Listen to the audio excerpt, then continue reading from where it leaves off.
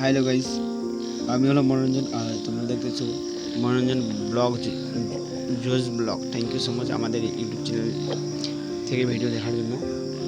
তাই আজকে আমি ছোট্ট করে তোমাদের একটা গল্প নিয়ে চলে আসলাম। গরিব আর বড় লোকে যেন একটা গরিব লোক,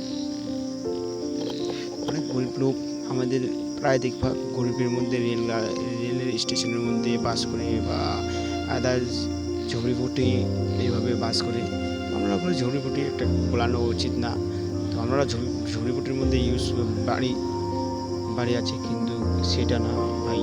ওরা রাস্তায় যারা থাকে, মানে একটা কলোনি বলা হয়, যারা থাকে রাস্তায় বা বাস স্টেশন রেল স্টেশন থাকে, এরকম গরিব লোক ত্যাগদের বাইরে থাকে। সেটা আমি মোটিভেশন আমি নিজে একটা ভাব চিন্তা করে মোটামুটি 2 থেকে 3 দিন ধরে ভাই ভাবতেছি এই মোটিভেশনটা বানার জন্য। এই 2 থেকে 3 দিন ধরে মোটিভেশনাল একটা পাওয়ার জন্য ভাবতেছি, কিন্তু আজকে পেলাম। যেটা পাওয়া হলো একটা পয়সা।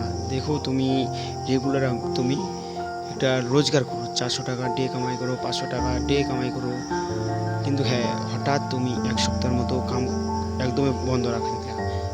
তো এখন তোমার কি হবে? পয়সা করে নাই, ত্যাগ ভাই একটা, তখন দেখা একটা ত্যাগ অটোমেটিক চলে আসবে। তুমি রেগুলার তুমি কামাই করো 400-500 টাকা ডে, কিন্তু 1 সপ্তাহ ধরে যদি না কাম করো, বন্ধ যদি রাখো, দেখো একটা মনের মধ্যে ঠিক ত্যাগ চলে আসবে। কোথায় যাবো, কোথায় পাবো, কোথায় খাবো, কোথায় চলবো, কোথায় বসবো, কোথায় হাঁটবো, ঠিক একটা নিজেদের একটা টেনশন একটা চলে আসবে।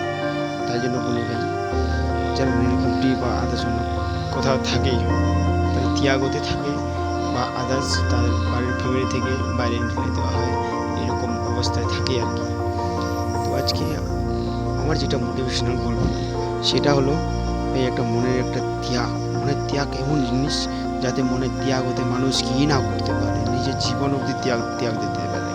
কিন্তু একটা ইগো, রাগ, স্যাক্রিফাইস, একটা রাগ করা উচিত নয় ভাই। আমারও রাগ আছে, আমি রাগের মধ্যেও না কিছু জিনিস ক্ষতি করি, কিন্তু মানুষের শরীরের দিকে ক্ষতি করি না, আমি নিজের শরীর বা আদার্স আমার জিনিসের মধ্যে ক্ষতি করি রাগ জন্য, কিন্তু আমি অন্যদিকে ক্ষতি করতে যাই। কেননা একটা রাগ জন্য আমি অন্য জিনিসের উপর একটা রাগ চালাই, নিজের একটা, তখন একটা নিজেকে মনে হয় ভাই আমার একটা অভিজ্ঞতা, মানে একটা চলার মতো